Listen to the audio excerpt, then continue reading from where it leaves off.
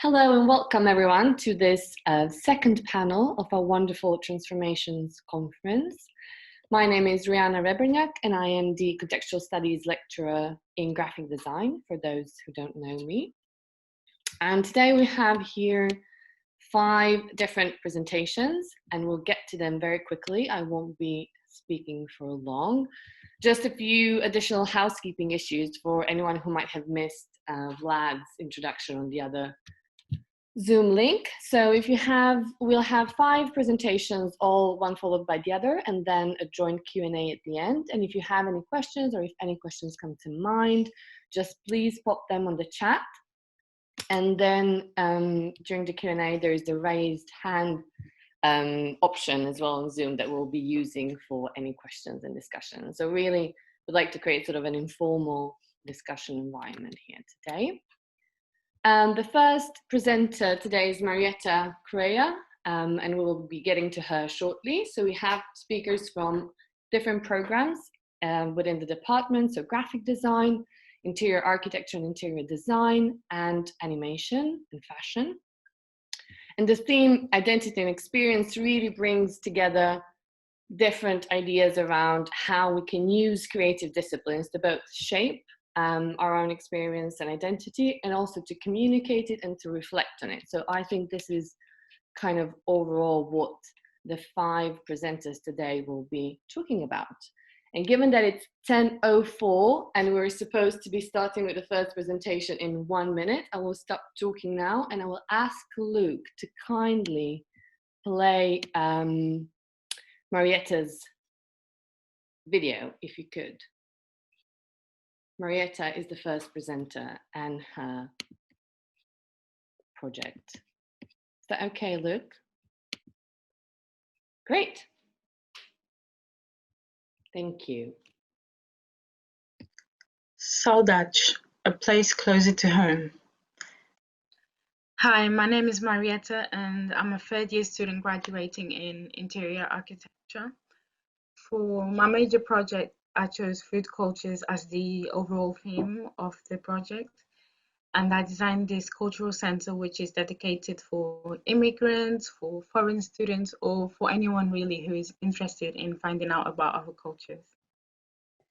For the main part of the research, I tried to define home, outline what triggers saudades and who are the people affected by it, because these are my target audience, the people that I want to mainly use my space. And lastly, trying to find ways in which people can cope with saudades and see how I could bring these coping methods into my space and make it feel more comfortable and feel more like home. Saudade is a Portuguese word which has no direct translation to it, but it can be defined as this feeling of longing due to the absence of a person we care for, a thing, or a place. It's a feeling triggered by memories that have already occurred in the past. We experience saudades in different ways and at different times because we each have our own experiences. This feeling of longing is triggered when we see, hear, smell, taste, or touch something that we can connect with. Although saudades is a feeling generated by positive memories, it can also cause emotional disorders such as anxiety and depression, especially when you try to fight it back. Although it's difficult to deal with this feeling, it's still possible. Whereas nostalgia refers mainly to the recollection of the past, saudade, on the other hand, is accompanied by the hope that this thing we miss can be obtained once again. In order to recreate a space that immigrants could call a second home, I needed to understand what it was. I know that we each have our own definition of home, however, can a general meaning be found for it? A common phrase we hear, attributed to Pliny the Elder, is home is where the heart belongs. Over the years, we have failed to agree in the meaning of home. This is because as individuals, we each have our own interpretations. Its meaning can, however, be categorized under 4 key aspects: place, space, feelings, and practices.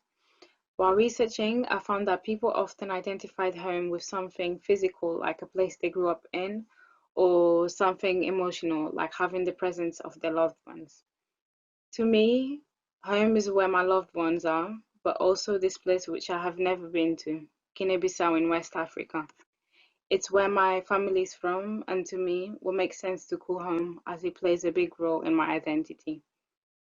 It would be very interesting to find out what the audience thinks about the concept of home. When we move from home, it triggers Saudades, and this takes us to the next slide. Detachment is one of the main concepts in my major project because it's this disconnection from home that generates feelings like nostalgia and of longing. It can be defined as the feeling of someone not being personally involved in something or having no emotional interest in it. It can also be defined as the disconnection of one thing in relation to another. So the disconnection of this person who has migrated from home and their home, but also in terms of something physical, it might be the disconnection of one building in relation to how it stands with others. Distance is one of the biggest causes of longing, and often people are faced with no option but to take this path. There are many forms of distancing, however, the one that's most impactful to my project is migration. Migration refers to the movement of a person from a country or place of residence to settle in another. It can be a move such as moving from our parents' house to our own home in the same city.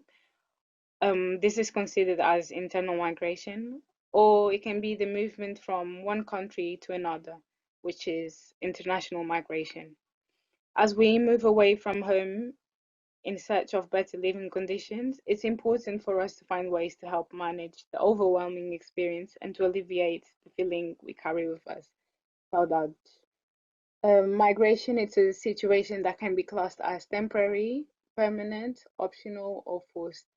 So, temporary in the way that it might be an international student coming into London to study, or optional, someone who is looking for better living conditions, like I mentioned. And forced, maybe that, like an asylum seeker, someone who is fleeing their country due to war and has no option but to leave for their own security. Migration brings both positive and negative aspects to a country. The positive aspects of migration that are mainly focused on my research is diversity because it plays a vital role in how the cultural centre functions. Due to London being such a diverse city, I took this as an opportunity and designed this cultural centre to celebrate a different culture every month. This gives the people of Southwark, where the centre is located, the opportunity to gain more cultural awareness. Growing up in Portugal, I was only exposed to the Palop and Portuguese culture. Palop are Portuguese-speaking African countries like Angola, Guinea-Bissau, and Cape Verde. Moving to London, on the other hand, has given me the opportunity to learn more about other cultures such as the Indian, Turkish, and Lithuanian, giving me a different insight into the lifestyles and cultural attributes of others. Cultural identity crisis is the struggle to identify with the cultural groups that our parents belong to. Many times, young people find that they are part of multiple cultures because of migration, interracial marriages, and religion. Children of third-generation migrants grow into the culture of the country they live in, resulting in weaker connections with their roots. But when there are no family members or friends to pass on the values and attributes of our ancestors, how do we keep these customs alive? Hence why the importance of having cultural centers where we can recur to and resuscitate the part of our lost identity. The image to the left is Latin America, Little Latin America, located in North London. This Latin village provides spaces for the community to get a haircut, eat traditional Latin food, and play dominoes. Sadly, it's under threat due to the local developers. Depriving these locals from their support system can have negative impacts. Where can we find support if one of our support systems fail? Moving on to the last section, this part of the research focuses on identifying and understanding how people cope with saudade. The period of time we take to adapt to the new culture and dismiss the feeling of saudade varies from our age and circumstances. In a homesickness study conducted by London South Bank University on migrant workers, it was concluded that 3 years was thought to be adequate time during which a migrant worker would have settled through the development of strategies to cope with homesickness. When I moved to London, however, my homesickness lasted for a few months. Once I started school, I quickly adapted to the new culture, and part of this is due to age. This doesn't mean that I don't feel homesick. When I return from holidays in Portugal, Saudades always takes over. One of the ways I found people coping with Saudades is through cultural communities around London. Chinatown is the cultural destination we have all heard of. However, there are many others like Korean Town, Little India based in Southall, Little Portugal in Stockwell, and Little Jamaica in Brixton. These places originate due to the mass migration to a specific area. Immigrants create these zones as a coping mechanism against homesickness, but also because these areas are where security and solidarity can be found. Another form of coping mechanisms are cultural centers. Cultural centers are buildings dedicated to local communities celebrating arts and cultures. They give people the opportunity to be part of something bigger and provide a safe space where we can meet new people and be supported. Food is one of the most common ways in which we connect with other cultures. It is also another coping strategy for immigrants when they miss home. In 2016, London was considered as the world's most diverse and exciting food city. Communal kitchens are used by groups of people meeting regularly to plan, cook and share meals, and it is also used in Britain today to alleviate food poverty with the help and support of food banks and supermarkets. In World War II, restaurants in Britain were actually communal kitchens to help those who had their homes affected by bombs, had insufficient supplies, or needed support. The idea of communal kitchens in Russia was developed after people in Moscow were forced to live in communal apartments with several different families. Today, there are many communal kitchens around London in the form of food markets such as London Borough Market and Flatiron Square. In communal kitchens, we can find comfort food allowing us to reconnect with home through authentic flavors and therefore alleviating saudades. Lastly, the preservation of memories through visual elements helps immigrants feel closer to home. We each have our own personal objects or photographs that we connect with. However, if home can be defined as a place, then what you call home can also be someone else's home. Therefore, our research into colors and patterns from different cultures as a strategy to give visual clues that triggered positive memories in visitors, thereby reminding them of home. To many, colors and patterns can be seen as decorative. However, each culture has their own meaning behind them. For example, red in Japanese culture denotes strength and passion, and in Italian culture, it's a symbol of heart and love. In African cloths, however, red doesn't denote positive meanings. Instead, red is solely the representation of blood, expressing political or spiritual trouble. To conclude, by identifying whilst trying to replicate the concept of home, understanding the emotions evolved around distancing and acknowledging how people cope with it, it allowed me to design a cultural center, or in my own words, an open home, providing the experience of comfort and acceptance where people from every culture felt welcomed. It's important for us to remember where we come from. This is what constructs our identity and makes us who we are.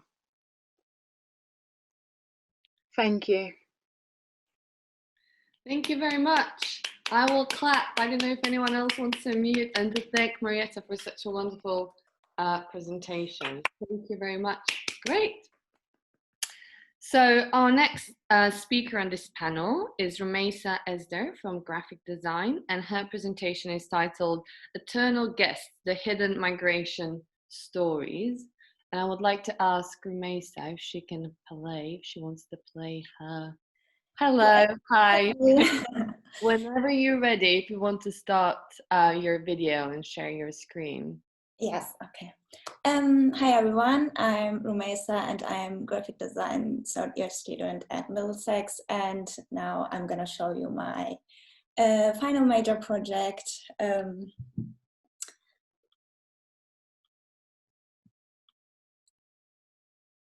Great.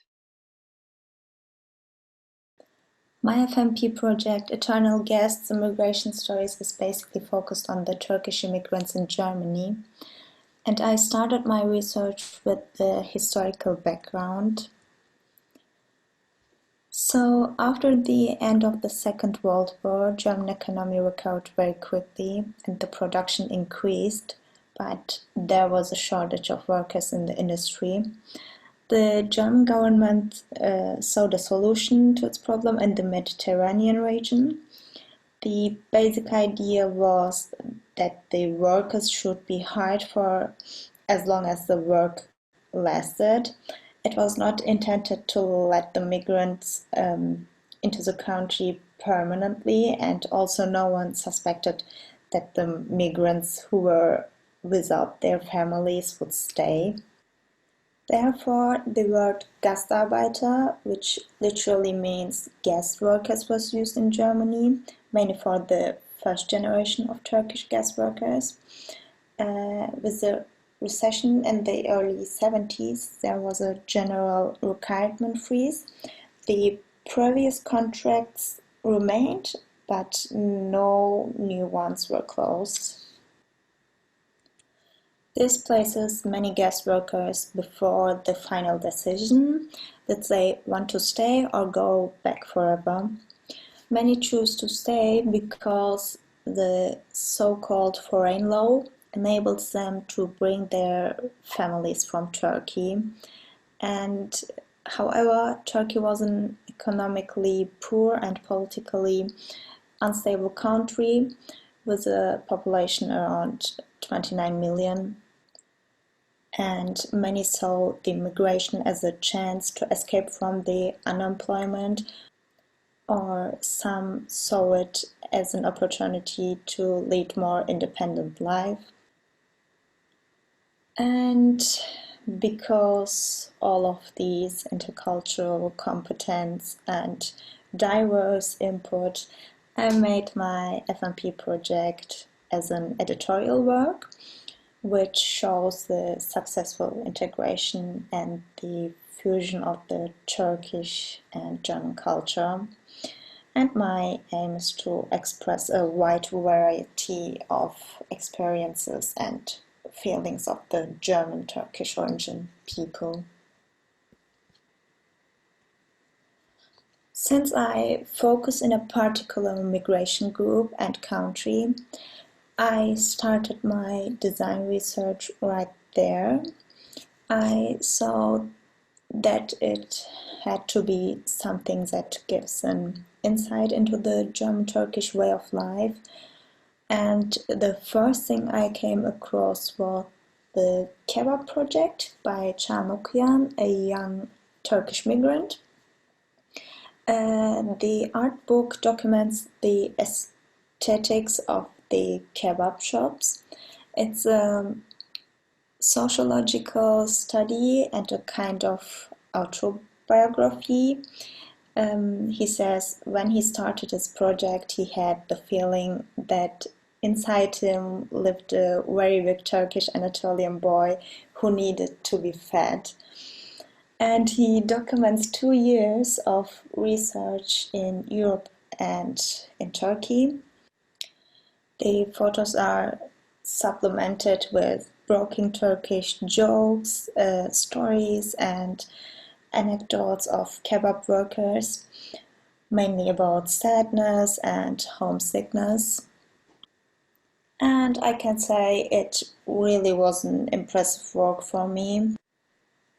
The second thing I did was to look for design projects about general immigration. And here I came across the Migrant Journal. Migrant Journal is a 6-issue print and explore the immigration in all forms.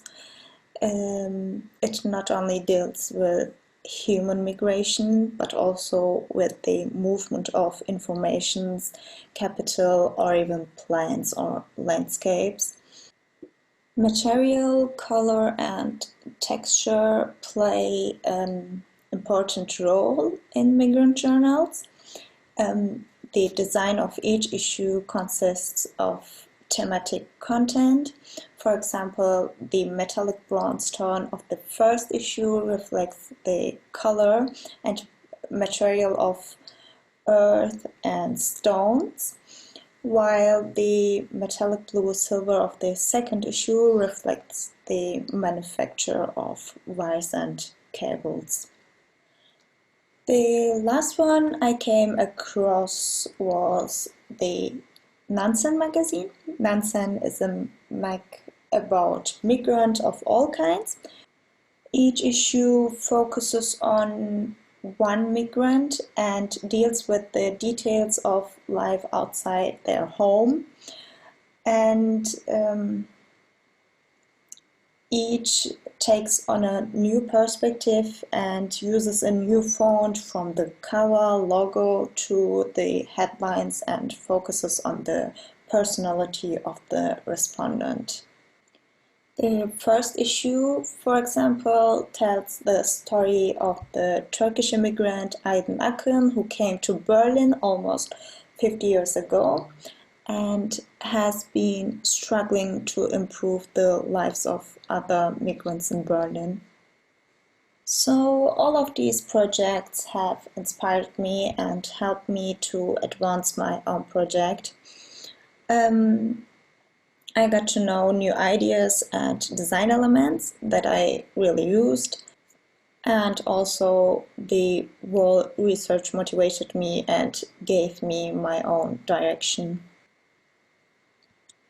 So, since I'm dealing with a partly family-related topic, I had the chance to talk to my mom as a primary source, because she came at the beginning of the 70s as a child of a guest worker to Germany, and she is and has always been a very strong personality.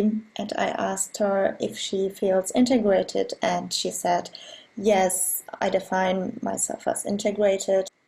I am a German of Turkish origin and have two homes, Germany and Turkey. I'm not sitting in between two chairs, but in both chairs. And this really impressed me. So this is my final outcome.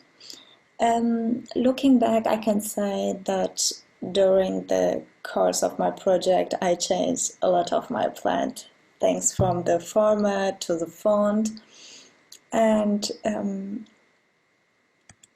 for the format, I chose the A4 size because I designed my cover as a cardboard folder, and this played a role in my decision. The cardboard folder symbolizes the bureaucracy and the authorities which the guest workers were confronted. The immigration officers used the file documents relating to residence permits in such cardboard folders. So I used this as a design element. My work consists of various chapters. I have designed each chapter in a different style. Quotations decorate the transition between the chapters, and as a continuous design element, I used flower patterns specific to Turkey, such as tulips and carnations, which also are the only Oriental elements in my work. In order to symbolize the link to Germany, the design is kept very simple and clear. I also consulted my original plan regarding the choice of color. At the beginning, I chose the colors black, red, and gold. But then I found these very restless and strong, and I thought that these colors would most definitely distort the content.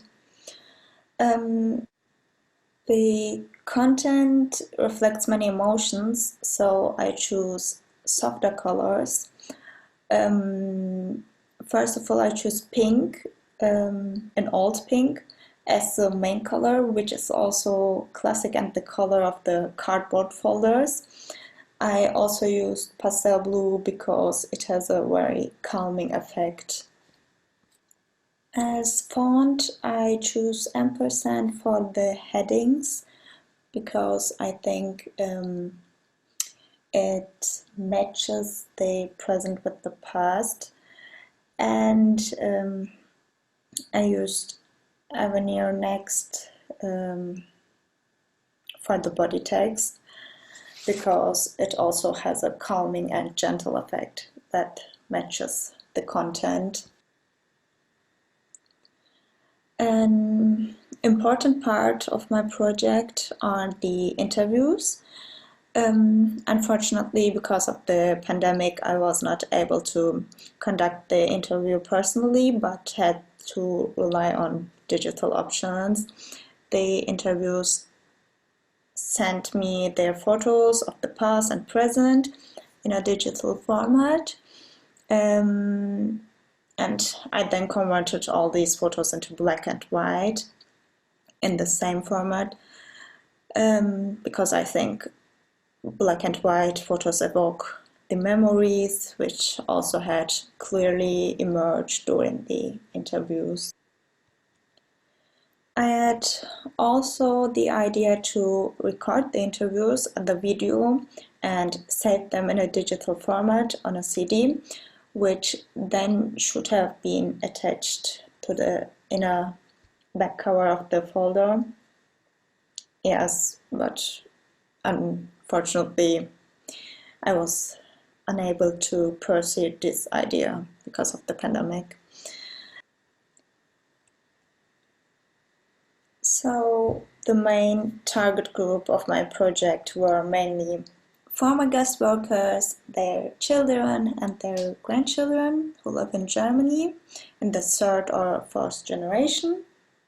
But another target group could be proponents of the pluralistic society who are interested in the immigration history of guest workers. So what's next?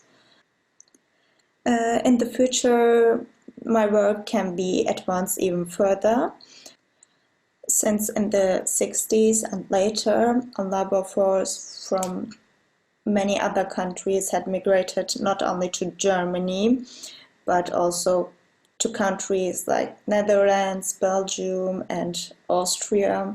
So maybe my work can serve as a template to present different portraits and life stories in various editions. Lastly, I would say from the beginning it was important to me to deal with a topic that has something to do with me and my family. It is a very emotional and heavy subject. Coming to terms with the history of migration was not only fun, but also had a learning effect for me. I want to end it up with a very famous quote of Max Frisch: "We ask for workers, we got people instead." Thank you for listening. Thank you very much, Ramesa. Everyone will join me clapping and thanking her for the wonderful presentation. Thank you very much. That was great. It's great to see how you've linked theory and practice, and perhaps this is something that we can pick up on further in the rest of the presentations and the discussion at the end.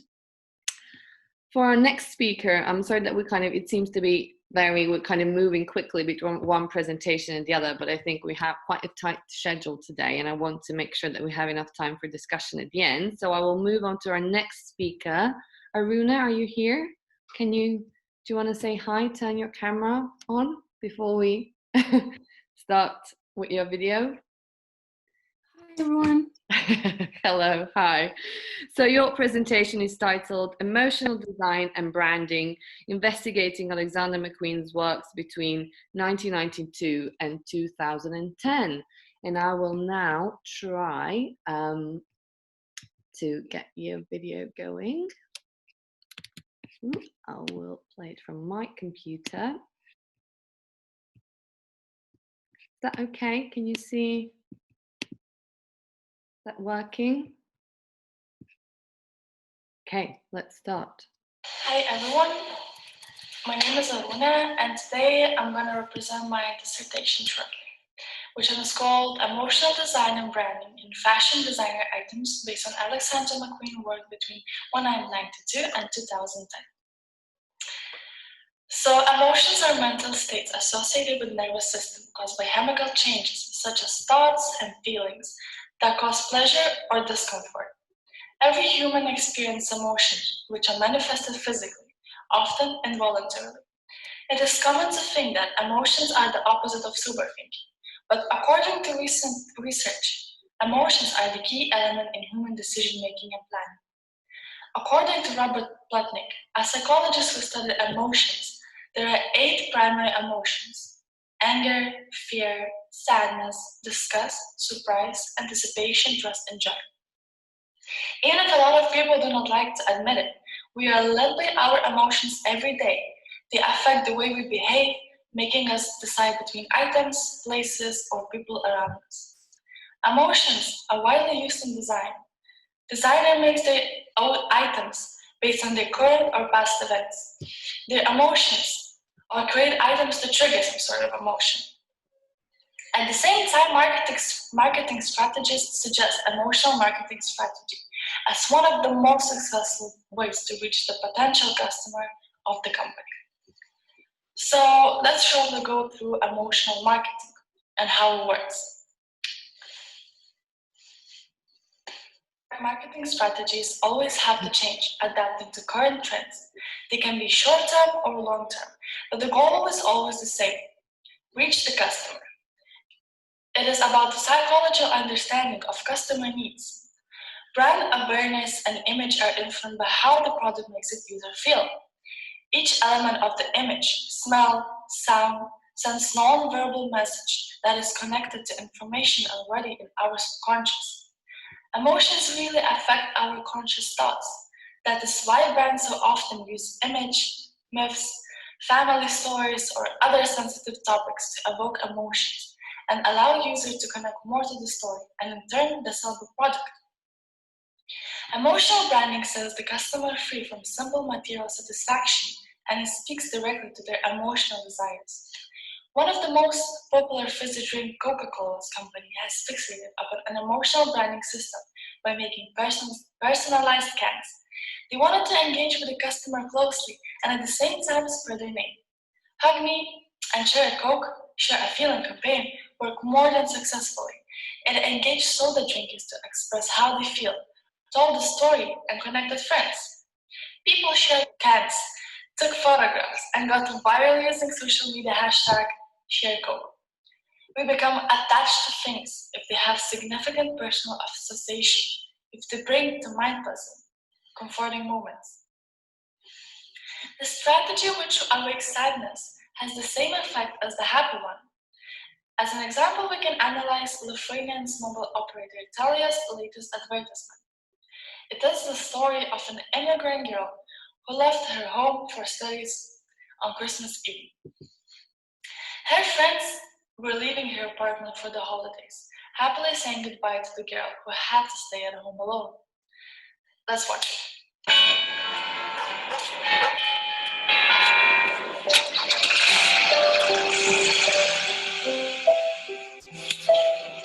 Merry Christmas, Ida.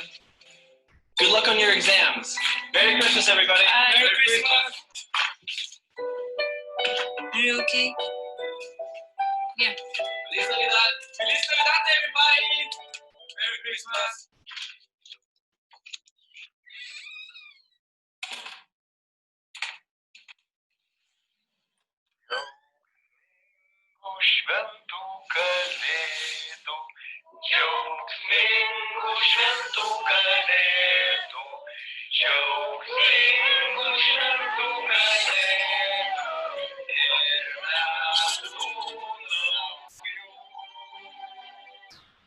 Švęskite įdomiau tik gyvenimas. This unfair left many Lithuanians in tears, closely touched by ideas that they or someone they know as children who loved their country for studies and could not make it home for Christmas and had to be alone. The company Italia adverts cheap calls to other countries based on emotional marketing and formed a close connection with their consumers while making sure they were the most reliable mobile operator in Lithuania. This marketing strategy works extremely successful with fashion brands too. Clothes are no more only texture, fabric, or shape. The emotion that customers receive is a part of the experience. Dr. Martin, a shoe company, created a strong marketing with the Rebel campaign hashtag #StandForSomething. The brand is built on the connection with the subculture movement, which combines style and music.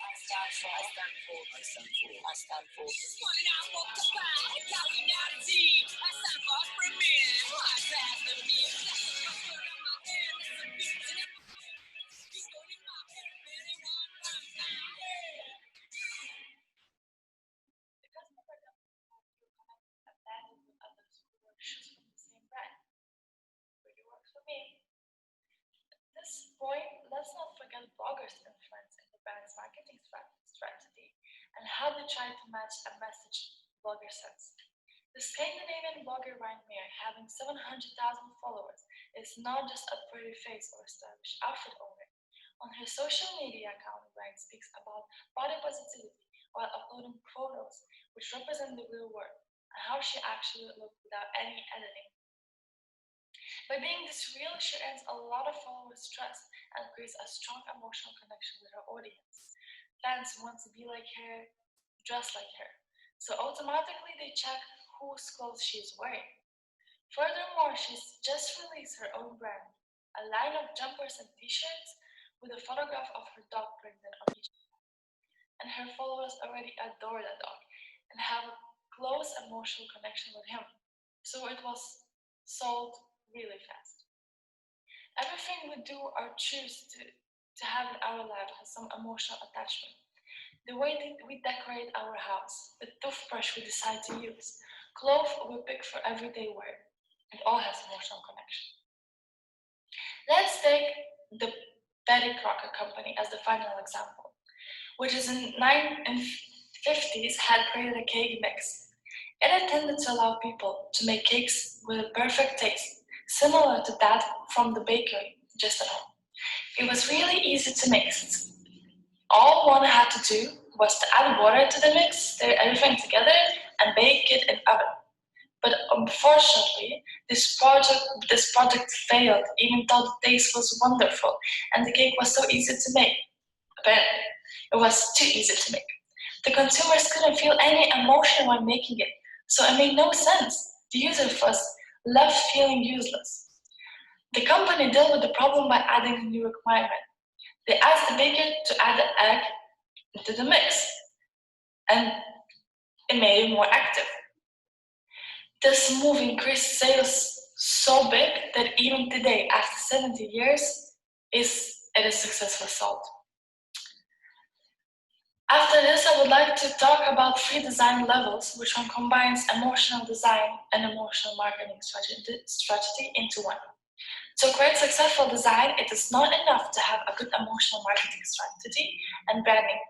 Designer needs to know how and why the users understand the products. Based on Don Norman's book, Emotional Design, we can analyze what emotional design means.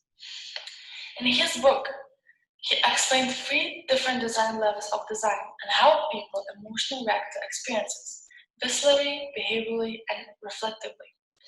Visceral design concerns itself with appearances. Behavioral design has to do with the pleasure and effectiveness.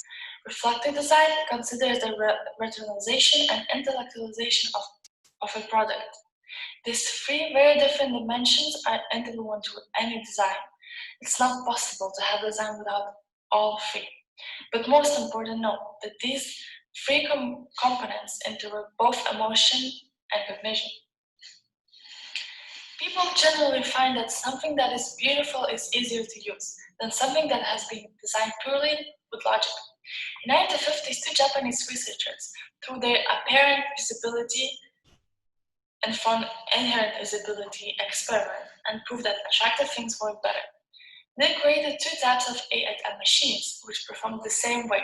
The only difference was that one of them was a bit prettier and more aesthetic than the other one. And people used the one who looked better, even though they worked the same. And this is not the only experiment to show that emotion works better than reason. Perhaps one of the most famous examples of emotional design was when in the 90s Philip Stark designed a juice squeezer. It was manufactured by the Italian kitchenware company Alessi and was numbered and gold-plated. The gold plating was highly impractical as it would be damaged when in contact with acid citrus juice. Furthermore, because of the shape, it was even impossible to make juice using the squeezer. It was just making a mess. As the designer said, "My juicer is not meant to squeeze lemon, it's meant to start conversation." The product has become an icon of postmodernism and was extremely successful at selling and attracted attention even without fulfilling its rudimentary fiction. For example, let's take the last example, mood ring, which one was first created in 1950 in New York by Mary's Emmons. The ring is called like that because it apparently changed its color because of the viewer's emotion. It actually simply reflected the body's temperature. The colors displayed were not always accurate. I could not show the actual mood as dependent on where the customer were. Furthermore, mood stones on the ring was really easy to damage when in contact with water and quickly lost their functionality. Despite all of these issues, mood rings became really successful and are perfectly sellable even today. While aesthetically pleasing, they are also a good conversation starters. So here we saw Whistler design. Behavioral design is all about use. The look of the product aren't necessarily important. What matters is the product's experience. The user needs to know how the item works. And here many designers fails. Being much too focused on designing special features, they prefer and not explain properly how to use their design item. Like for example, one designer creates hiking clothes but never done this activity himself. This caused failure. And here reflective design represents the long-term customer experience from both sides. The watch company's watch is a good example of a brand promoting this, claiming it was not a watch company, it was an emotions company. Swatch is popular for bringing watches into fashion trends, which is they saying that people should have as many watches as shoes. They should be changed depending on the user mood, environmental situation, or even of the day of the time. The website explains, Swatch Models is designed that incorporates a message, handwriting to connect the personality. So everyone can get a watch and just make it as versatile so it would have emotional connection for customer to wear. To combine all this emotional design and emotional marketing, as an example, I chose Alexander McQueen and analyzed his work. Of lack of time now, I'm going to analyze only one of his collections.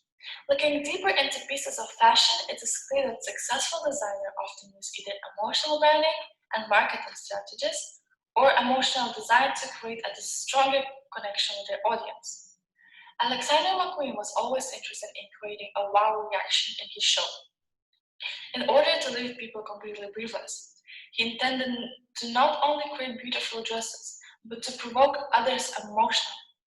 Probably his most provocative collection was called Boss in 2001, inspired by a Victorian mental asylum. This show was really different to the usual McQueen show. The stage was behind a two-way glass mirror, and before the catwalk started, the audience was only able to see the reflection of themselves, and they couldn't see anything what was inside. This choice of catwalk runway already evokes this clear design decision, because the stage was not really practical enough to see show clearly, but it was designed to give a theatrical experience. Kate Moss, a famous model, was the one who opened the show. She was wearing bandages on her face as a figurative symptom of plastic surgery. She was wearing a dress half made of wool, which one represented the wet animals. Models on the stage were ripping their clothes and represented the desire to get free of the society beauty standards. In 2000, the beauty cult had rapidly spread, and people wanted to be skinny, look like a model, and there was a lot of eating disorders at the moment. Through this moment in his show, the designer showed that he is aware of self-image and security problems.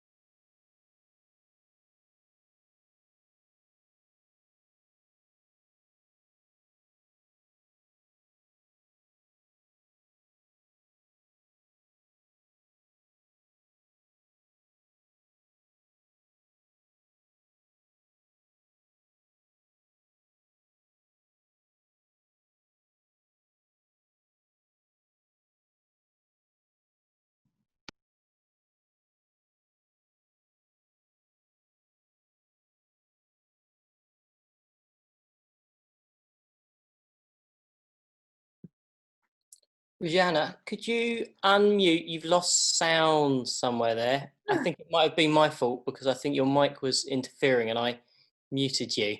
Okay. So could we just have a sort of a kind of a minute's rewind of where we were and start it off again? Can you hear it okay now? Look like a model, and there was Let me start my screen. Can hear, but not the screen. Yeah. Let me start my screen share again. Right, is it here that we... Eating disorders at the moment. Through this moment in his show, the designer showed that he is aware of self-image and security problems, and kept a sensitive emotional connection with the show's viewers. Through the whole show, a box was stood in the center of the room. At the climax, its sides fell away, revealing the naked, recycling woman. She was wearing a metal mask with the bird ribs on the side and a tube bleeding from her mouth, while the box was filled with moth, which is fashion for its nightwear. But as the sound of the beating heart in the background, the glass walls fell away and smashed on the ground. With these examples, we can see that Alexander McQueen used all three design levels, truly connecting his emotion with his work. The things I analyze in my work is just a small amount of research about emotional design. While writing my dissertation, I noticed that there's more and more and more to know about it, and it's really interesting to analyze and use it on a daily basis. So after that, I started my brand called Searching, which one is based on emotion and experience. So I can't wait to try the system on my own work. So thank you for watching. I hope you learned something and you enjoyed, and have a good day. Okay. Apologies for the technical glitches. Thank you very much, Aruna, for such a wonderful and exhaustive presentation. Thank you. Yes, apologies for that. That was my fault. And I am in the middle of the countryside, so if you hear there's, I think, a tractor in the background, so I'm really sorry about that as well. So we're going to go to the next presentation, and if there's anything that you want to know further from Aruna's work that you maybe missed because of the technical glitches, we can pick up hopefully in the Q&A. Kaylee is not here, but I think we can play her presentation as well, and hopefully maybe she can join us for the Q&A. So I will try to do it again this time. Hopefully it will work a little bit better. Okay, Luke, I'm gonna share the screen again. Tell me if there are any issues, please. Right. So Kaylee's work is around identity and space belonging, an analysis of behavior nightclub in Charing Cross, a church and a bookie. I'm gonna play her presentation now. Social Exclusion, Identity and Experience by Kaylee Harewood. Introduction, identity, definition, the fact of being who or what a person or thing is. Our identities are complex and multifaceted. They are woven up by our unique qualities, beliefs, personality, looks, and expression. Factors such as race, gender, age, and sexuality are just a few of the things that weave up our identities. Discrimination, definition, the unjust or prejudicial treatment of different categories of people. Discrimination occurs when individuals or groups are treated in a way which is worse than the people are usually treated on the basis of their actual or perceived membership in certain groups or social categories. Factors such as race, age, gender, sexuality, ability, and wealth, as well as other stigmatized categories, may intersect and overlay each other. Belonging. Everybody belongs. It is impossible not to belong to social groups, social relations, or cultures. However, some people belong to particular groups or places with more intensity than others, and there is often less choice than we might imagine as to whom and where we belong or do not belong. Belonging is a dynamic emotional attachment that relates individuals to the material and social worlds that they inhabit and experience. It's about feeling at home and secure, but it is equally about being recognised and understood. To feel that we belong in an environment, we need to feel an emotional security and inhabit spaces that identify with us as individuals. This is partly what is required to feel safe and comfortable in space. Some spaces offer safety with more intensity than others, and as we are all complex and dynamic in our own unique ways, what feels like home to one person may not resonate with another. Heaven, the LGBTQ+ community consists of lesbian, gay, bisexual, transgender, and questioning individuals. There is still an evident struggle for members of the community, but they are gradually gaining more acceptance and equality as time goes on. More laws are being lifted that prevented many living authentically to their true selves.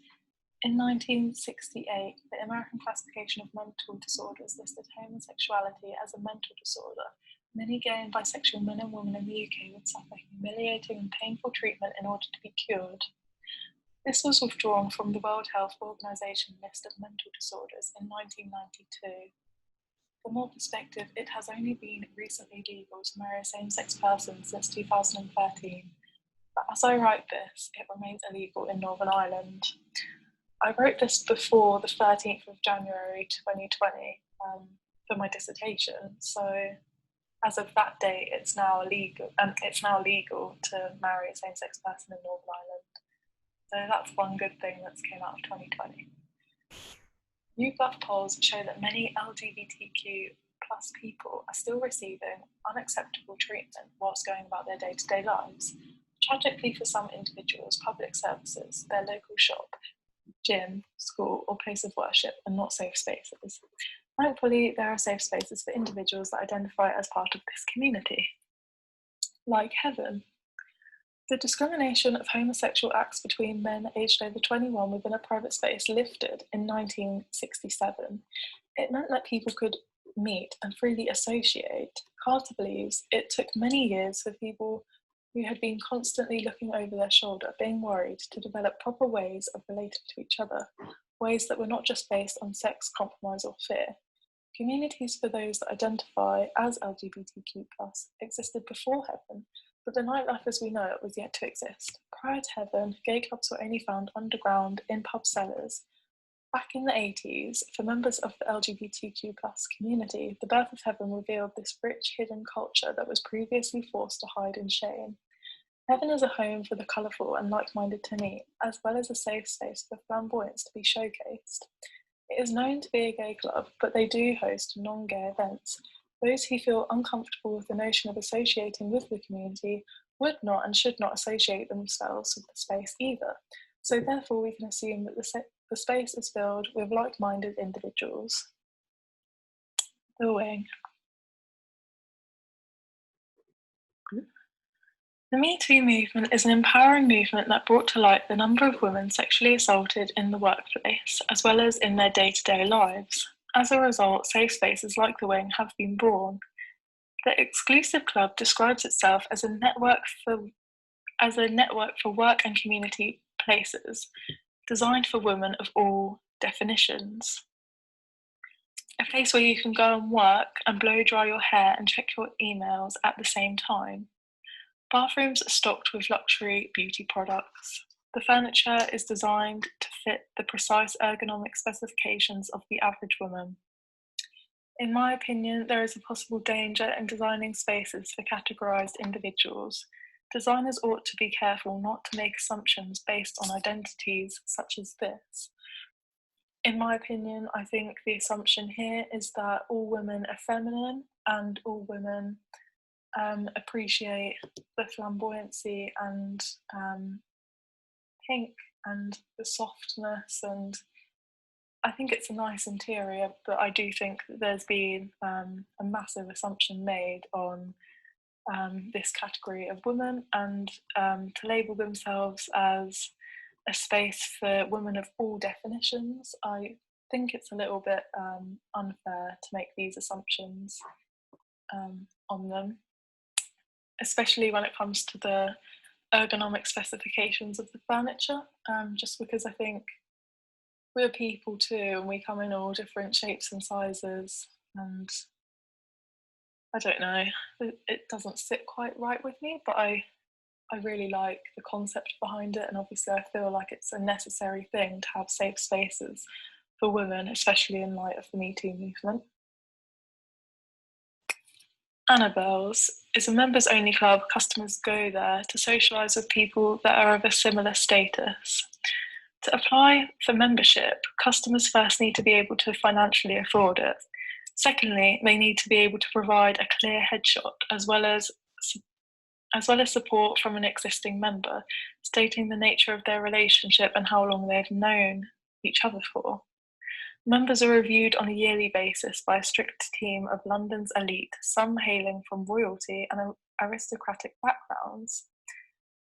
In my opinion, this is a superficial example of exclusion based on wealth privileges. They've recently had a 50 million revamp, and I do think that there's really beautiful elements in the interior. Obviously it's more decoration than the average space, like the mosaic walls and stuff. I think it's really beautiful, but I think this is a superficial example of social exclusion based on wealth, rather than helping people in stigmatised categories. Churches. Church is a safe space for believers to share their thoughts and opinions free of judgment and free of rejection. Concepts that would have sounded demented 40 metres away in the company of a party of teenagers and vats of frying oil had succeeded for a work of architecture in acquiring supreme significance and majesty. Religious societies do not intend to exclude. On the contrary, they seek to expand their circles and welcome whoever is willing to devote themselves to the same belief. This is done by hosting weddings, funerals, christenings, and holding other services. These are examples of how churches are inclusive, but only on the condition that you're invested in their religious teaching. In spite of this attempt at inclusivity, societies that are woven together based on mutual interest inevitably build rapport, and this automatically creates feelings of less belonging to those that do not share the same interest, whether that interest be religious or knitting patterns. Exclusion from a larger group of people is created. Bookies. So I recorded my experience of visiting a bookies. I've never been to one before, and I know that they're very male-dominated environments. And I just thought it would be interesting to see if I had a positive experience. And I wouldn't say that I had a bad experience there, but I definitely feel like I was treated slightly differently compared to the average customer that might walk in there. So this is a documented interaction I had with a middle-aged woman behind the bet making station. So I walk up to her and I say, "Hello, I'd like to make a bet, please." And she says, "What sport?" And I misheard sport for day, so I thought she meant, "What day would you like to book?" And I knew I wanted to bet on the horses, so I said, "Today?" And she said, "No, what sport? There's football or the horses?" And I said, "Oh, sorry, I misheard, the horses, please." She proceeded to list the various different sports I could bet on, ignoring what I'd said. "The horses, please." "Her, oh, there's the cricket. Please, can I make a bet on the horses?" She goes on to explain how I can make a bet on horses, because she has figured out or assumed that I'm not accustomed to making bets in bookies. She then asks if I'd like to bet and writes this down on a small slip of paper. She writes WFC and informs me this stands for written for customer. This is not something I asked her to do, but I'm grateful for this mothering nature. She directs me to the table and chair and says, "Sit there," and tells me repeatedly to watch the TV she's pointing at 1:10 I can't help but feel a little bit patronised, but I'm sure this is not her intention. She was probably just trying to be as helpful as she can. My colleague asks if I'd like a cup of tea, which I find very hospitable, and this makes me feel very welcome. As I make my way to the table and chair she has told me to sit at, I notice that nobody else has a cup of tea. I couldn't help but feel that actually I'd rather sit at the bar seating behind me because I didn't want to feel looked over. I realised quickly that actually this is way less intimidating than I thought it was going to be, because everybody's too busy gambling to notice me.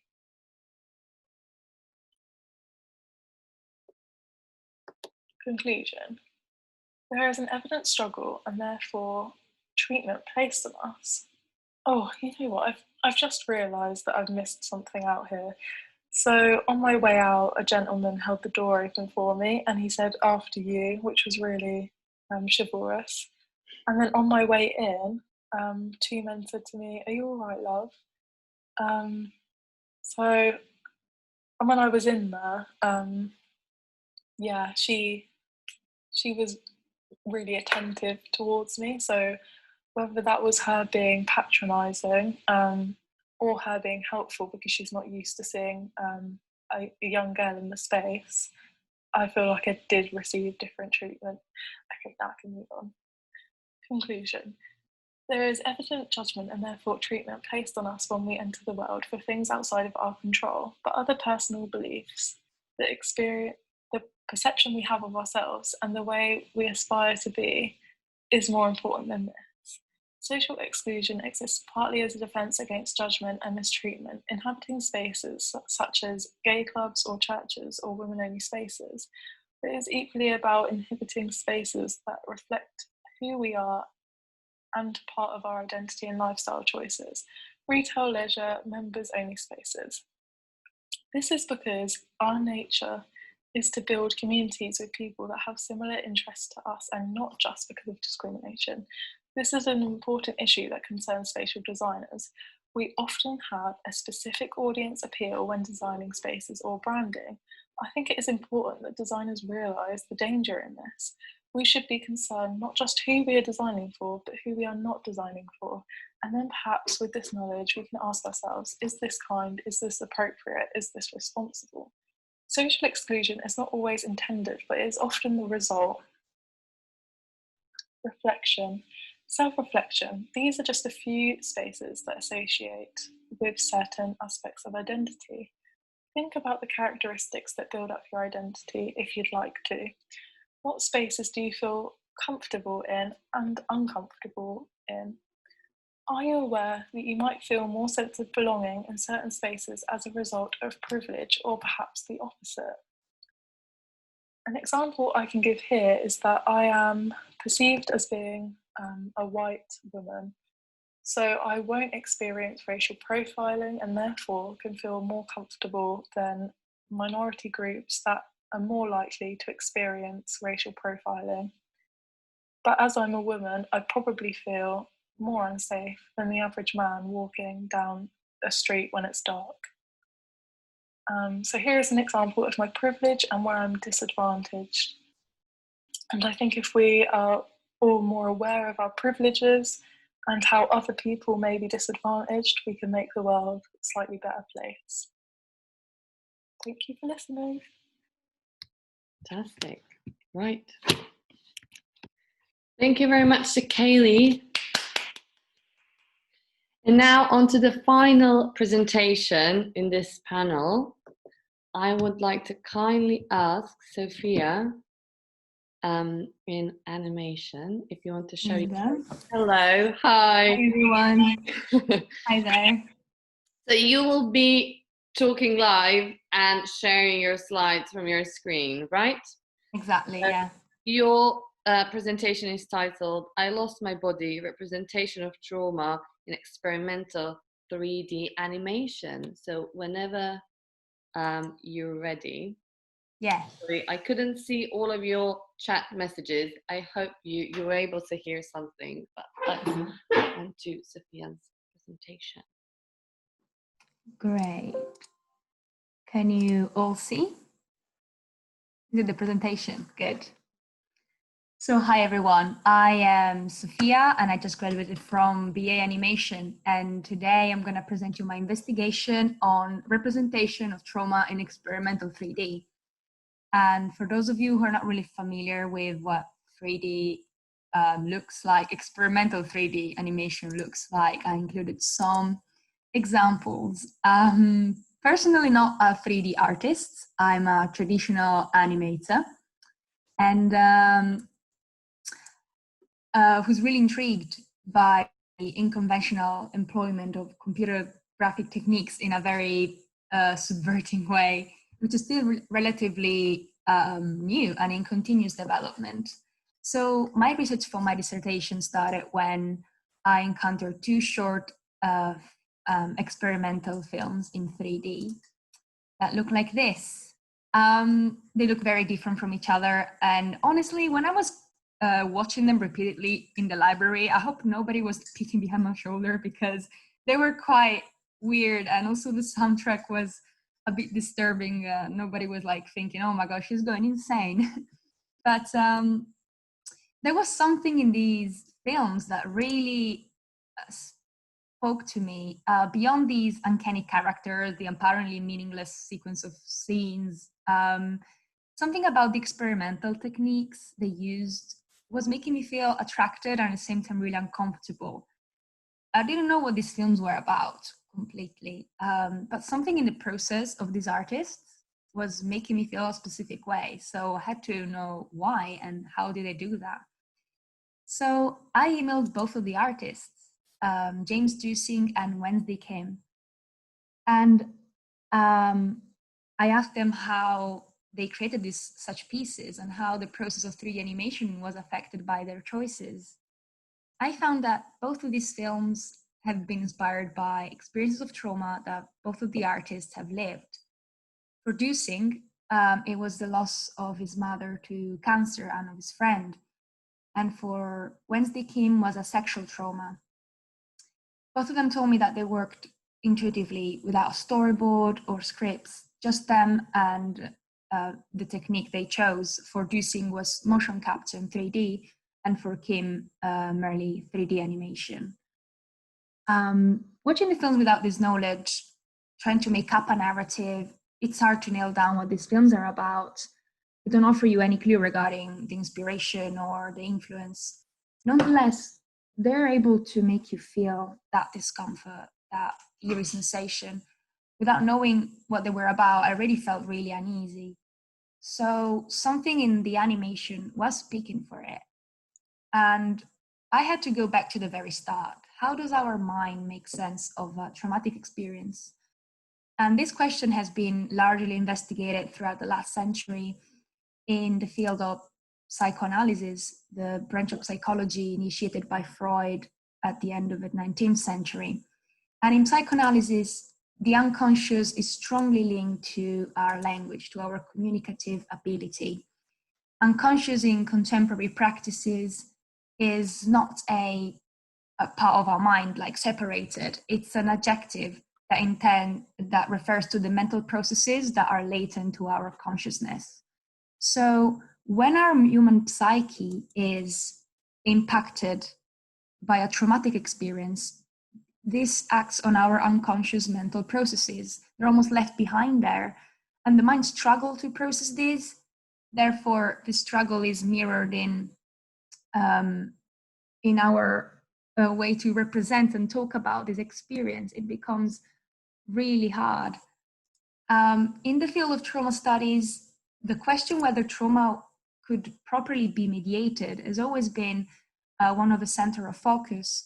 And in the recent decades, there has been a shift from thinking of trauma as inherently unrepresentable to a new perspective that opens up to a wider range of representational possibilities, thanks to a new understanding in psychology of the relationship between language and experience.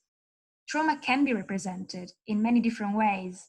And what I, of course, focused on was the visual media, the visual representational mode, which has been proved as more successful in tapping into our unconscious and deep-seated emotions.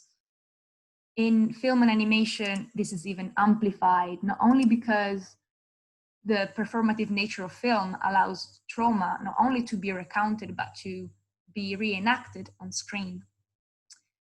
Trauma can become visible on the screen through the use of visual metaphors. And I focused on this topic, finding that it is the human body, the strongest visual metaphor that we can see on the screen. Two scholars I researched, Tamara Shuri and Raya Morag, in their analysis of documentary, both live action and animated, they both agree that the way trauma becomes visible on the screen is through the visibility of the human body. So focusing on that, in live action, according to Morag, the body becomes a signifying symbol, an indexical sign of a traumatic experience. In animation, it's a bit more complicated because there's not a real body there. It is concealed behind a character. Yet this absence is really crucial to facilitate the process to witness the traumatic experience. Because for the audience, it's a bit of a detachment from the witness, so it's a better focus on the narrated event. For the witness itself is a way to detach from the experience and come to terms with it more easily. So I asked myself, how is the body represented in the short films I'm investigating? But before continuing on that, I wanted to focus a little bit on the experimental nature of these pieces. Being experimental means that they're quite unconventional. They don't follow a clear narrative. The characters are quite uncanny and strange if there's a character, because in James Dusing's film, there's just materials and fabrics that move around like human beings. And also the disruptive use of the computer graphic techniques is experimental. So it might look unhelpful in this discussion, thinking of something so hard to explain and understand as an abstract metaphor for something which is hard to understand. Yet this uneasy feeling enables an active engagement with the audience. The viewer cannot simply sit back and follow what's going on the screen. It must put its subjective effort to understand what's going on and open up to a multiple interpretation of the piece. So in the words of the American sociologist Alexander Jeffrey, when the viewer struggles to link event and representation, experience and narration, it indirectly reenacts the process of witnessing an traumatic experience. It will struggle to find a conclusion like it happens in real life when we face challenging situations. So now I will focus on only one of my case studies, Altération de la Voix by Wednesday Kim. Wednesday Kim is a multimedia artist from Correia, and here I share some examples from her work, and yeah, quite interesting. In her work, she explores the deeper and darker layer of a psyche, and Altération de la Voix is, in all respects, representing her approach to art. Herself, to elucidate on the process behind her work, she crafted an expression.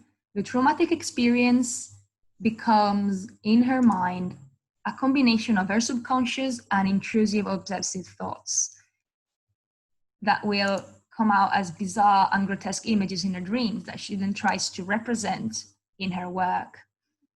Our reading and interpretation of the piece is of course influenced by the artist's words now. Nevertheless, Altération de la Voix arguably presents some visual elements that are intrinsically linked to the nature of trauma and its impact on the human psyche. So in the context of,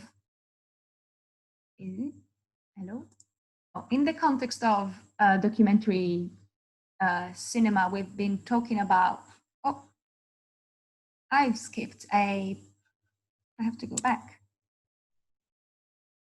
Sorry, I can't see. We can see a page with like a pink GIF. Yeah, I have to go to the other slide, but it's like missing a slide in the middle. Well, I can just keep talking about it. Okay. I don't know what's going on. Yeah. So we have seen that in the documentary cinema, the visibility of the body is a signifying symbol for the body. The body is a signifying symbol for the traumatic experience. And we have also seen that visual metaphors are more able to connect with the audience when they depict people. But it's quite hard to feel that we can empathize with these characters, these strange bodies on screen. So the impact of a trauma is to be found in specific digital techniques that alter and disrupt the representation of the body on the screen. So in this case, I'm going to investigate the technique of the glitching, the disruption of digital codes as a visual metaphor for trauma. A glitch is a momentary failure in the picture that reveals the internal workings and the structures of the software. So the artist does intervene on the data to purposefully create this breach that will frantically repeat itself using the processes of digital transcoding against themselves. It could be used just a simply aesthetic choice, but in this case, it means something else. So at the core of the glitch, it's obsessive repetition. And this compulsiveness reminds of the obsessive thoughts and dreams that haunt the mind of the survivors of a trauma. Now, already Freud had noted, observing the patterns of suffering of his patients, that they were subject to these repetitive actions and thoughts and words that were recalling the trauma. So the glitch here is a kind of abstract, meaningful representation of the effect of a traumatic experience on the human psyche. So the parallel exists between the symptoms. It's on one side, these glitching, disrupted, animated bodies, and on the other, it's the common symptoms of post-traumatic stress disorders, those repetitive obsessive thoughts and actions that are both seen respectively as index of a disrupted code on one side and a disturbed psyche on the other. So the effect of this technique that is intrinsic to computer graphics animation allows a psychoanalytical reading of this imagery. So summing back to the beginning, going back to the beginning to recap, the traumatic experience is processed through our unconscious, and it impacts our language and communicative abilities. So it's a real struggle to witness and talk about these experiences. But in contemporary trauma studies, we have seen that it's opened up a new perspective that allows more representational possibilities. And we've been focusing on the visual representational mode, whose power is even more amplified in film and animation. So I've used these main ideas as a theoretical basis to analyze the use of specific computer graphics techniques used in these two films that I have investigated on. The aim of this investigation ultimately was demonstrating the emotional potential of experimental computer graphics animation because of its subverting use of relatively new techniques employed outside of the mainstream field. In the recent decades, more attention has been given to mental health and its relation to a traumatic experience. And animation has been used as a helpful tool to express difficult concepts and spark debate around them. And this doesn't only apply only to traditional and narrative animation, but also to the uncomfortable and unexplored world of computer graphics animation, the experimental animation. So the more we produce and promote works like these, like Wednesday Kim's and James Dusing's, the easier it will become to see animation in all its forms as a powerful tool to facilitate discussion around complex subjects and to help expressing challenging feelings. This is it. This is the end of my presentation. And thank you very much for listening. And yeah. Thank you, Sophia. Well done. Such a brilliant, rich, intense presentation. Thank you very much. And thank you to all our 5 panelists presenting. Do you want to turn your cameras on, speakers, lovely, wonderful speakers, so we can see you as we ask questions?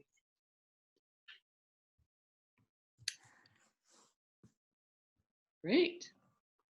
It's missing Aruna. Do you want to turn your camera and sound on?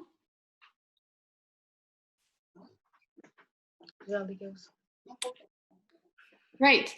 Right. So thank you very much for your presentations. Again, that kind of showed us the possibility of emotions mobilizing design, and as well as how we can visualize complex emotions, as well as not less complex, but less, I would say, intense emotions in design practice. So I would like to ask our wonderful audience if anyone would like to kick off with a question. Maybe you want to sort of raise your hand or unmute yourself if you would like to ask our speakers. But Helen, does that mean You want to ask a question? Yes, if that's fine, thank you. I'm not sure how to do it properly. Perfect, it's perfect. I actually thank you all so much. I don't come from a design or a visual background, but I'm actually a researcher with refugees living in Scotland.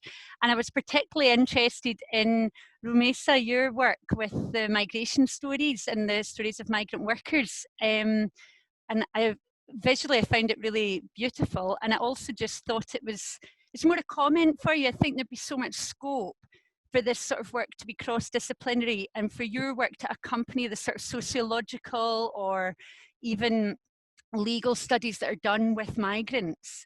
So I would say I would typically go and interview refugees, and then I take excerpts of their stories and, you know, put quotes in a written piece to try and illustrate what I'm saying, whereas I feel like your work is a perfect accompaniment that gives proper, maybe better voice or supplementary voice to a sort of holistic view of people's lives and stories. And I just thought that would be a really interesting thing if you're hoping to work on this, is to work closely with researchers in other disciplines or with voluntary sector organisations to complement their work in future. I think what you've done could be great. Thank you. I hope. I said in future it can be more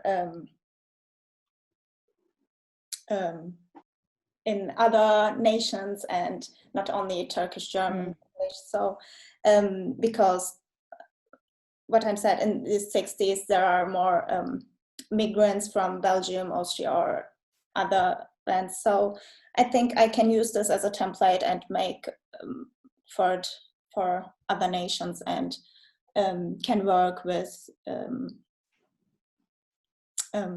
yeah. I find it really, I think it's important, is, you know, just to think across the disciplines, the way the visual, and all of you touched on that to some extent, the way that visual methods and visual thinking is quite an important thing for scholars and other disciplines to take into account. And we tend to just sit in our own style of work. But so thank you. I think that comment could be for everyone. Thank you. Thank you very much, Helen. Yes, I think that's a really important note, how, again, and especially I'm more embedded within graphics, but also how practice can actually reveal those other disciplinary backgrounds, and how it can reveal other approaches to telling stories, right, which are not just written but actually visual, and actually expand the accessibility of certain narratives. Absolutely. Okay, thank you very much for your comment. Are there anyone else who would like to kind of raise a hand and ask questions?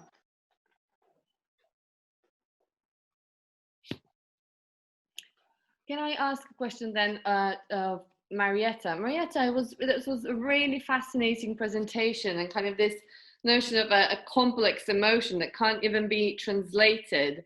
So I wanted to, again, on this, building on from kind of Helen's comment about practice and theory, I suppose. Can you tell us a little bit more about how this research then informed, I suppose, your final project? Tell us a little bit more about the design choices, maybe, and what were those links in your final outcome?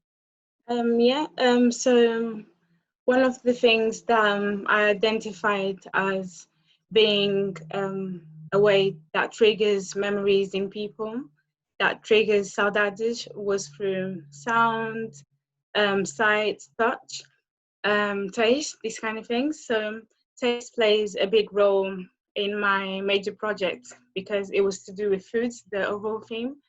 So that informed me in how I could design this communal kitchen and being able to make it into a format that's adaptable for all cultures, whether it was for like Jamaican and Brazilians that love grilling, including that section that provided a grill, or this big communal table where people could share their meals together, because in cultures like the Indian culture, and in most cultures really, it's important to eat together and to share that key moment.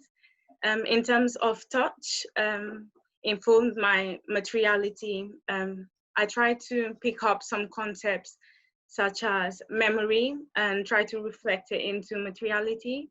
So for my project, because I have also cinemas as a way of preservation of memories and educating people about other cultures, the outer skin of the cinemas is actually foam, and this idea to represent permanent memories and also temporary memories. So the foam, when you press on it, it leaves a mark, but then it reverts back to its original shape.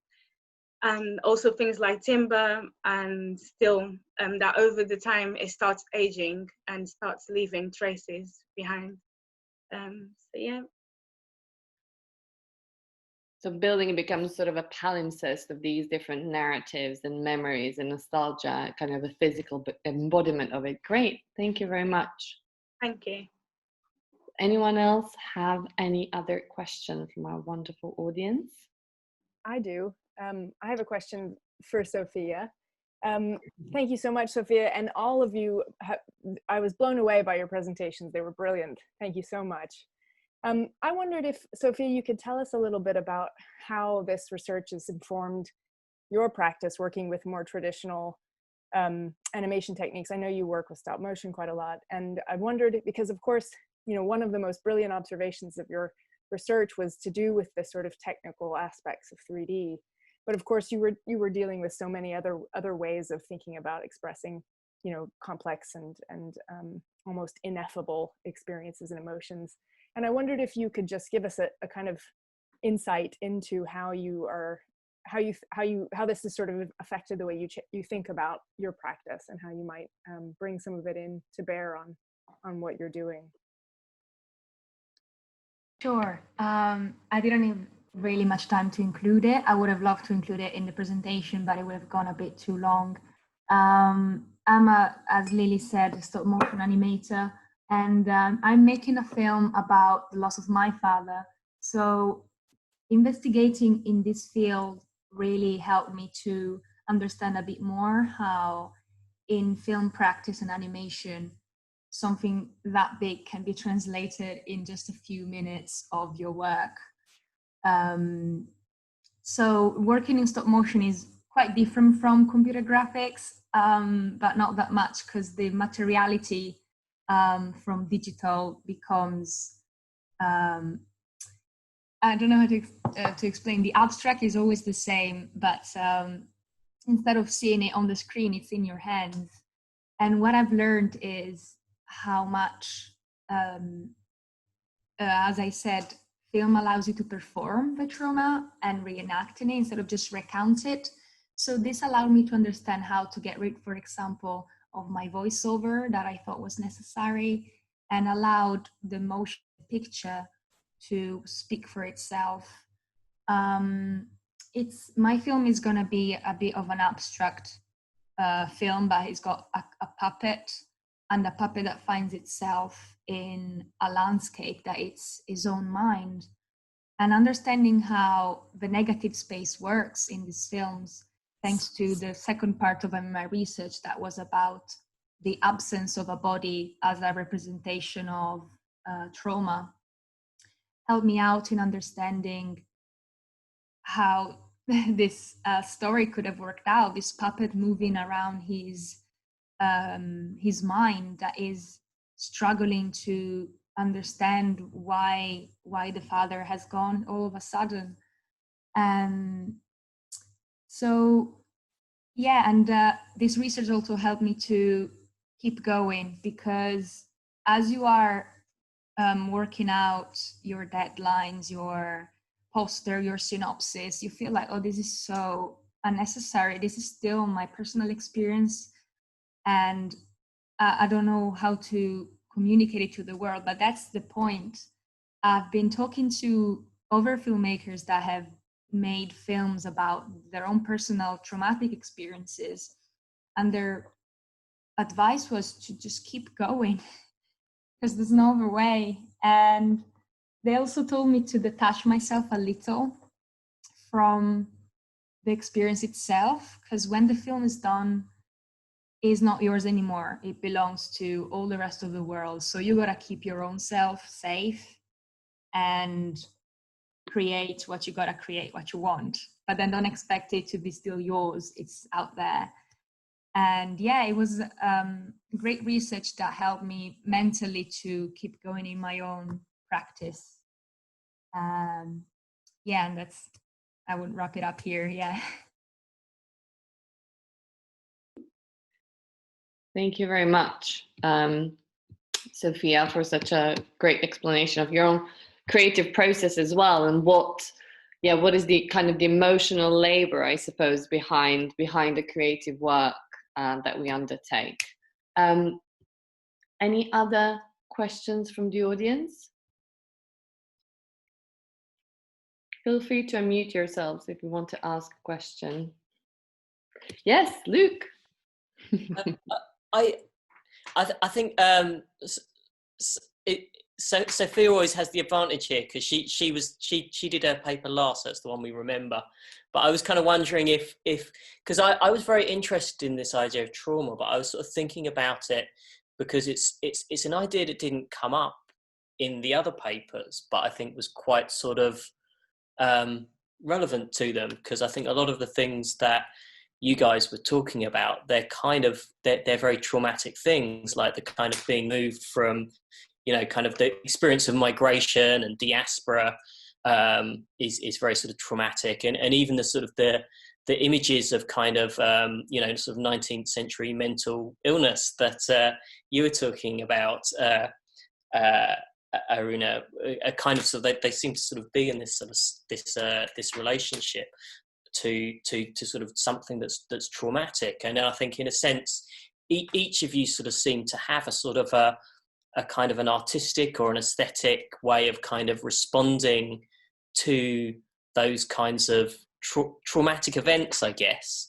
And I kind of wonder what you sort of think about what your strategies are, because they're very different from those kinds of sort of, or perhaps not so much with the Steve McQueen, but which is kind of a bit more sort of similar. But that these sort of images that are quite sort of jarring and kind of sort of senses. So in a sense, it's a question to everybody else, which is kind of whether what you sort of think the role of kind of art is in relationship to the traumas, and what do your strategies try and sort of heal those in some way? Does that make any sense?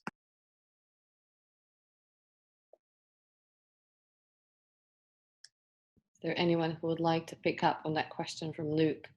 Yeah. Just feel free to tell me I'm talking nonsense, by the way. So, like with my project, cultural shock plays a bit of a role in how these immigrants have their daily lives and how they adapt to the new culture. So then again, in my project, I'm trying to communicate this idea of a second home, providing a safe place where, whilst they're still adapting to this new culture that they have been exposed to, they can always go back to and be supported by other people who are also going through that, but also by people who already know about this culture, local people that can help you get adapted into this new way of living. So it's how space can facilitate the coming to terms with trauma, which is also what Sophia's kind of doing in different ways, but how can kind of a visual experience facilitate that? How about, Aruna, you're kind of also dealing quite strongly with emotions as well. So what are do you have any thoughts on Luke's question? You have to mute yourself, I think. Yeah,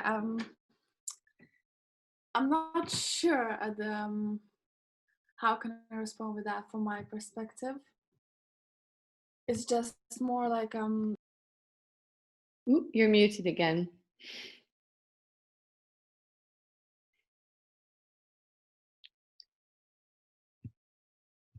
Wait. There should be a mute button in the bottom left corner of your screen.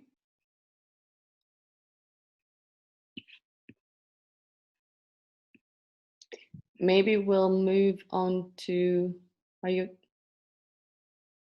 whilst Aruna figures out her sound, we'll come back to, oh, we can't hear you. So maybe you'll try to mute yourself again. But whilst you try to maybe figure, oh, can we hear you again? Try speaking. No, we'll have to, we'll come back to you in a second, I suppose. Maybe try clicking and unclicking again. I'll maybe ask Luke, maybe if you can help with that. Peter, our wonderful Peter Thomas, had a question. He raised his hand. Hi, Peter. There you are. Hi there. Yes, it's not really a question, actually. It's more of a just a comment to all of you. How impressive everybody's presentations were. I was really, really blown away. This sort of the technical difficulties that we've all got with this, you know, we're living our lives through the screen at the moment. It almost kind of disappeared there for the times that you gave your presentation. So I just wanted to say really well done, because I think it was really excellent. And I also wanted to say that I've learned a lot. I'm a bit daunted because I've got to give a talk later on today, and I don't think my talk's going to be anything like as good as yours, but it was really great. So congratulations, all of you. Thank you very much. Congratulations. Yes. Thanks, Peter. Are there any other comments or questions from our lovely panelists? I'm sorry, Rune, it seems like you're still muted. I don't know what, there must be another technical glitch. You could try turning it off and on again a few times, see if that does anything.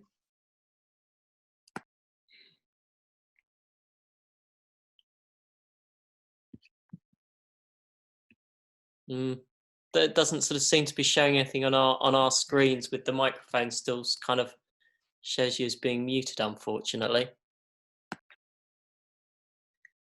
Well, I'm sorry about that.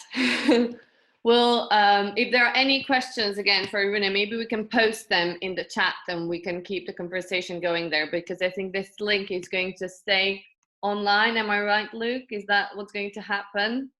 We are keeping it on. We're keeping it live for the whole afternoon. Is that correct? Yes. So I'm going to. I'll keep the room open until the next session. So if people are kind of staying for the next session, they can hang around here and just turn their mic off and get a cup of tea or whatever. Or you should also be able to go and come back as well, and I'll be around to still let people in and out of the room. Fantastic. So if there are any other questions, just please post them in the chat.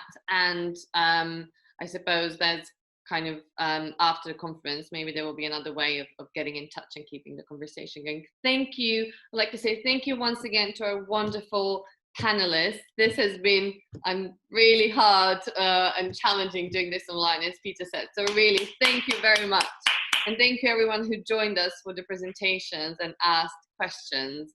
And so this is the end of panel 2, I would say. You have the program, I suppose. So I think we're going to kind of log off. Thank you everyone once again, and we'll see you for the presentations later on today. Thank you.